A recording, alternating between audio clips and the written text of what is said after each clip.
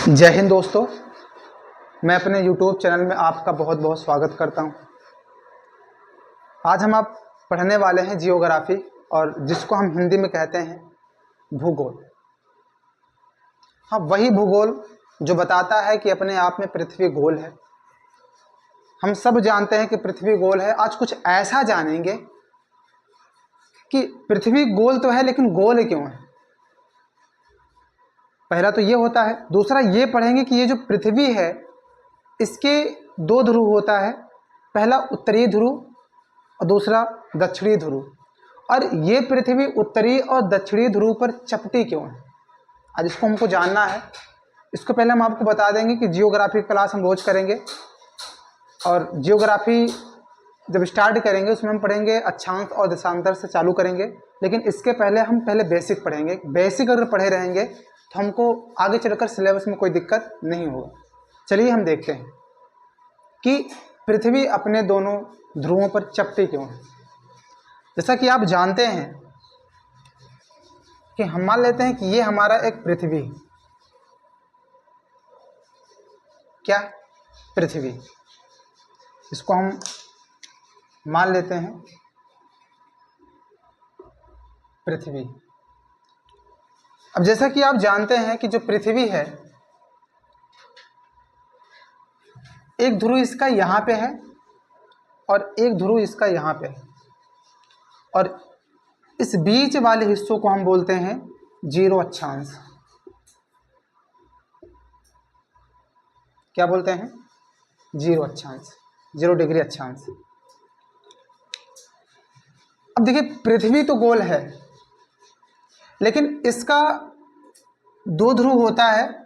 ऊपर वाले ध्रुव को हम बोलते हैं नॉर्थ और नीचे वाले ध्रुव को हम बोलते हैं साउथ।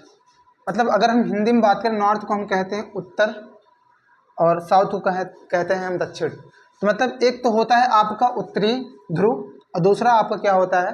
दक्षिणी ध्रुव। ये जो पृथ्वी होता है, ये पृथ्वी अपने उत्तरी और दक्षिणी ध्रुव पर क्या होता है? ये चपटी होता है। लेकिन इसकी जो 0 अक्षांश डिग्री जो है, जो मध्यवर्ती भाग है, जो इसका बीच का भाग है, वो अपने आप में क्या होता है? उभरा हुआ होता है। जैसे कि आपको अगर हम एग्जाम्पल दें, एक सेब आप लें, सेब का जो बीच का जो हिस्सा होता है वो क्या होता है? वो उभरा हुआ होता है। लेकिन इसकी जो उत्तर और दक्षिणी का जो भाग होता है वो क्या होता है? चपटा हुआ होता है। अगर आप कभी ना देखो, एक दिन आप सेब लीजिए और उसको खाइए, उसको देखिए कैसा होता है सेब। तो सेम कंडीशन से हमारा पृथ्वी भी है। पृथ्वी क्या होता है कि अपने दक्षिणी, उत्तरी और दक्षिणी ध्रुव पर क्या होता है? ये चपटी होता है। लेकिन इसकी जो मध्यवर्ती भाग होता है वो उभरा हुआ होता है। क्यों? ये देखते हैं। जैसा कि हम जानते हैं कि पृथ्वी कभी ना कभी ये तरल अवस्था में थी। हमारी जो पृथ्वी है ये कभी ना कभी में क्या थी? ये तरल अवस्था में थी। जब पृथ्वी अपने आप में तरल अवस्था में थी तो इसमें बहुत तीव्र से क्या हो रहा था? घूर्णन हो रहा था। मतलब ये तीव्र से क्या कर रही थी? घूम रही थी अपने सतहों पर। जब ये पृथ्वी घूम रही थी तो पृथ्वी के मध्यवर्ती भाग में केंद्रापसारित बल लगना चालू हुआ, और ये जो पृथ्वी की उत्तरी और दक्षिणी ध्रुव है, इस उत्तरी और दक्षिणी ध्रुव में केंद्राभिसारित बल लगना शुरू हुआ।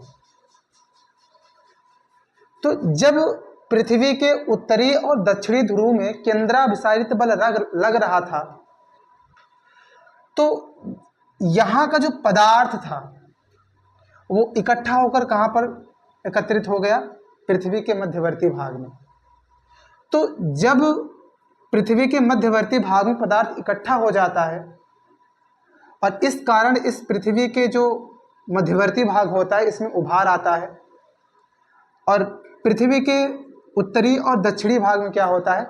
चपटी हो जाता है। जैसा कि ये हमारे समझने का तरीका था। इसीलिए हमारा जो पृथ्वी होता है वो क्या होता है? अपने दोनों ध्रुवों पर क्या होता है? चपटी होता है।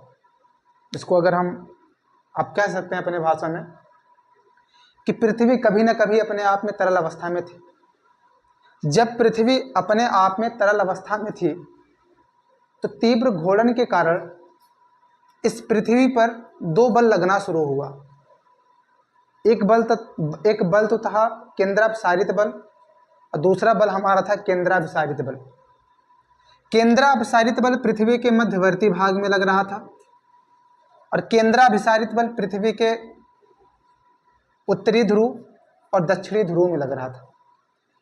जब केंद्राभिसारित बल पृथ्वी के उत्तरी और दक्षिणी ध्रुव में लग रहा था, इन दोनों जगह का जो पदार्थ था वो आकर इकट्ठा कहाँ होने लगा? पृथ्वी के मध्यवर्ती भाग में।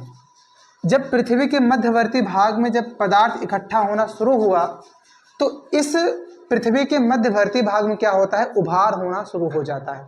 तो जब यहाँ पर उभार होता है और पृथ्वी के उत्तरी और दक्षिणी में क्या होता है? चपटी होने लगता है। क्यों? क्योंकि यहाँ का जो पदार्थ था वो कहाँ पर आ गया जी? पृथ्वी के मध्यवर्ती भाग में। तो जाहिर सी बात है, जब पदार्थ पृथ्वी के मध्यवर्ती भाग में आ जाएगी तो यहाँ का जो होता है वो अपने आप में क्या हो जाता है? चपटी हो जाती है। तो इसी कारण पृथ्वी अपने दोनों ध्रुवों पर चपटी होती है और अपने दोनों अक्षांश पर क्या होता है? उभरा हुआ होता है। तो ये रहा हमारा पृथ्वी अपने दोनों ध्रुवों पर चपटा क्यों होता है, चपटी क्यों होता है। तो बस इतने ही हम पढ़ेंगे आज। कल से हम टॉपिक चालू करेंगे अक्षांश और देशांतर। जैसा कि आपको हम बताना चाहते हैं कि अगर आपको ये वीडियो अच्छी लगी हो तो उस वीडियो को बहुत ज़्यादा लाइक करें, बहुत ज़्यादा आप सब्सक्राइब करें, अपने दोस्तों के पास शेयर करें। और इसमें हम आपको एक क्वेश्चन दे रहे हैं और उस क्वेश्चन का जवाब हमारे कमेंट बॉक्स में आपको बताना है। जय हिंद।